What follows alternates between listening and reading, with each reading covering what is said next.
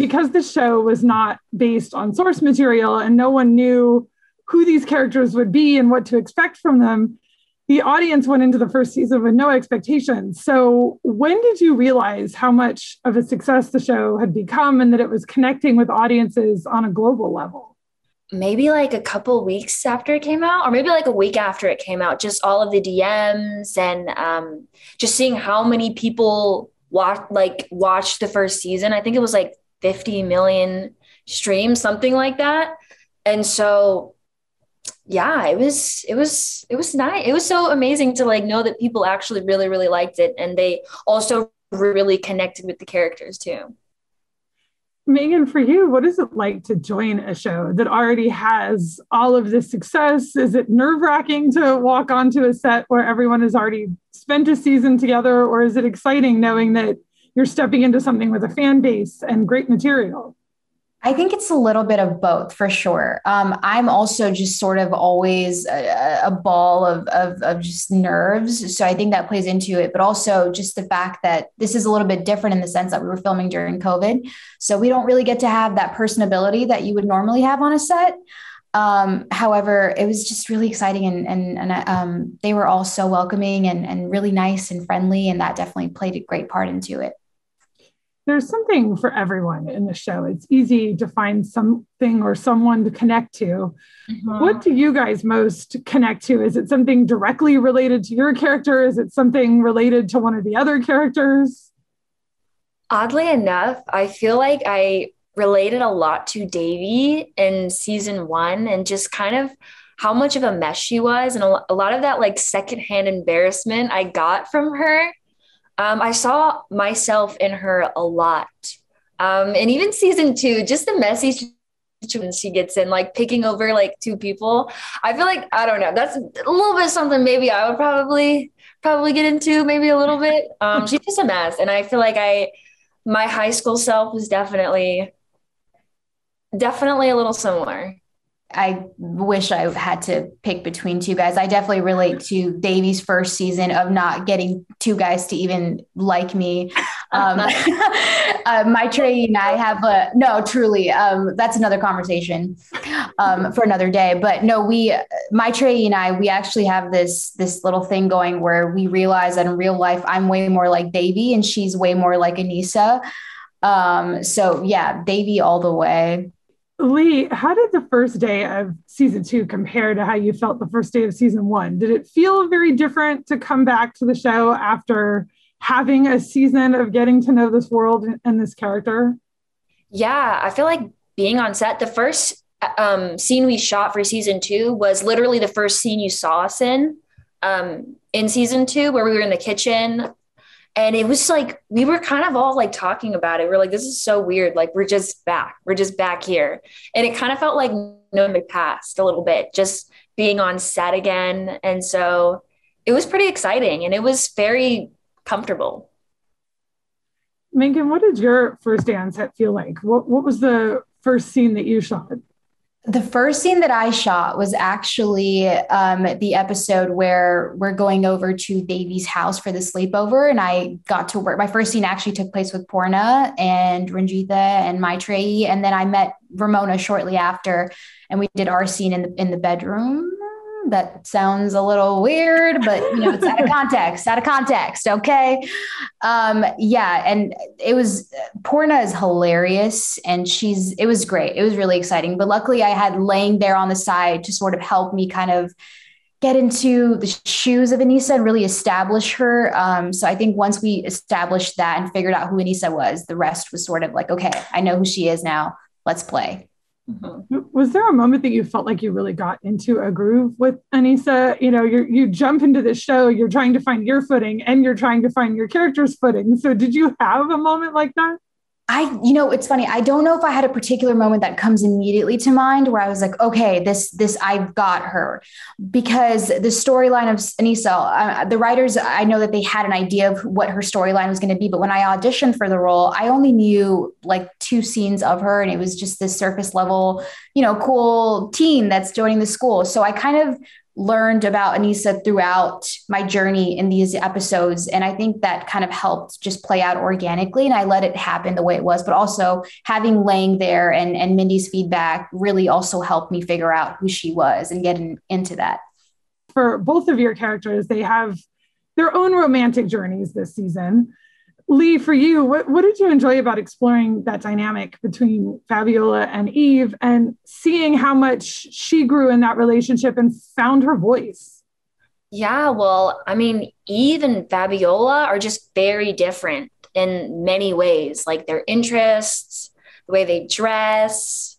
Yeah, they're just very, very different. And so Fabiola is just trying to navigate her new relationship with Eve and trying to fit in with her friend group and just, trying to dress like Eve too, becomes an Eve clone. And so it's all very interesting, I feel like, for Fabiola, because she's just trying to figure out where she fits in. And she just gets to a point where it's like, I'm not being, true to who I am. And so, yeah, you'll see Fabiola struggle a little bit with trying to navigate the relationship, but also, trying to stay true to who she is. I love too, though, that Fabiola comes full circle by the end of the season and is able to not only say, not only do I love girls, but I love robots. This is who I am. And both of those things are a part of me. Yeah. So how proud of her are you that she was able to actually voice that? Oh my God. Like when I saw the scene in episode 10 where she just comes out and like Gears Brosnan is like trotting in front of her, like watching it, it felt like such a special moment that I didn't really take in while I was doing the scene. And so I feel like I'm very proud of her. I'm so proud of her for like just figuring out that how she is enough. And she doesn't have to, change how she looks. Megan, what was it like for you to get to explore the relationship between Aneesa and Ben and seeing what he brought out in her? I mean, who's to say it's Ben? It can be Paxton too. Yeah, no, that was really fun. Also, Jaren might just be like the sweetest man that's walked this planet. So that was really fun getting to do that with him. Aneesa's a teenager and she gets crushes really fast, apparently, and starts making out with boys within a week. So shout out to my girl for being free and loose. We also learned that Aneesa has had an eating disorder, which is something that a lot of people suffer with and suffer with in silence because there's such stigma to that. What was most important to you as far as authentically representing that and her pain? That was what was most important to me, was being able to make sure that it authentically represented people who have struggled or are struggling with anorexia, and making sure that it's as sensitive and as, I wanted to make sure that I did a lot of research, learning about the eating disorder itself and how it affects people. But I also wanted to make sure that I wasn't playing a prissy teenager. This is something that deeply affects people. And I wanted to make sure that those moments seemed very, hopefully, grounded, but also real, because it is such a real topic and a very real issue. And I hope that anyone that is struggling, there are resources at the end of each episode that they can, look into. And I hope that they can be inspired to also get help the way that Aneesa did. It's a tricky thing to tackle on a comedy. And I think that it definitely did a good job with portraying, how it feels to really have everybody looking at you about something like that. Yeah. Well, thank you. I hope that other people will think the same. Lee, what do you hope the representation of seeing the queen and queen at the dance gives to young people who are watching the show? I mean, I actually haven't thought about that, but I hope that actually becomes more of a thing where two girls can be queen and queen, where two guys can be king and king. And so I hope that does inspire something. That would honestly be so awesome. Yeah, I love how much it's genuinely embraced. I know. Well, have you guys thought about what you would like to see with your characters in season 3, about what, what you would like to see, where you would like to see them go from here? Do you have like a personal wish list of things you'd like to explore or learn more about them? I feel defensive about Aneesa. And honestly, I feel like Ben did my girl Aneesa dirty. How are you going to take me to the dance? And then almost ask Devi to dance with you. What? That's true. Been nothing but nice. No, so maybe that. I need some justice for my girl Aneesa. But other than that, we're chilling. I would say I want to see Fabiola more comfortable. I want to see more of her relationship with Eve and what it looks like and kind of what they talk about. And like, I feel like I would love to see more of that and just her being, comfortable and just vibing and a lot more like friend moments. Mm-hmm. Yeah. John McEnroe narrates Davy's life in this. If you could have any famous person narrate your life, who would you want it to be? Oh my goodness. I know who, but it's not for like a cool reason. It's because I think I might actually be in love with him. And I just want him to like know what my face looks like when he's narrating over me, just so that I know that he knows who I am. Pedro Pascal.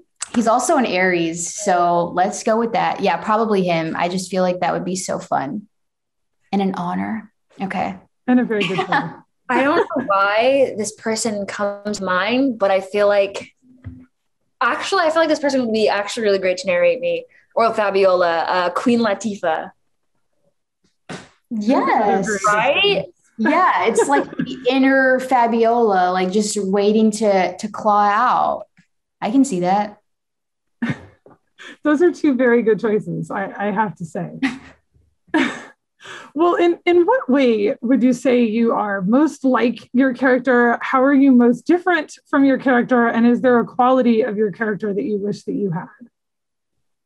I feel like Fabiola, how I'm kind of similar to her is that she's, this season she kind of tried to fit in and change her clothes and she wasn't really comfortable with that. I feel like I've had a moment in my life where I was just, trying to do what everybody else was doing and trying to fit in. It just wasn't working. It just wasn't who I was and how I felt comfortable.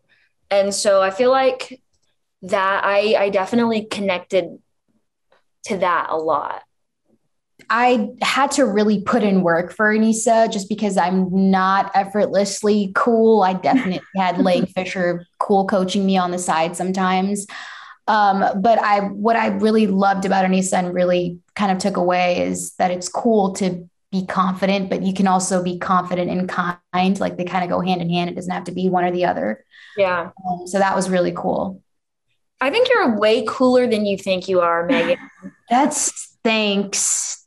Now I'm starting to sweat. So let's not even get into compliments. Well, I think these characters are so much fun. I love how Aneesa comes into this as very unexpected because you don't know what to make of her. And she just seems really nice and fun and cool, which I really liked. So glad you think that. Thank you. Well, thank you guys for talking to me. The show is so fun. I loved getting to see these characters again and see new characters in their world. So I appreciate you talking to me about it. Yeah, thanks, Christina.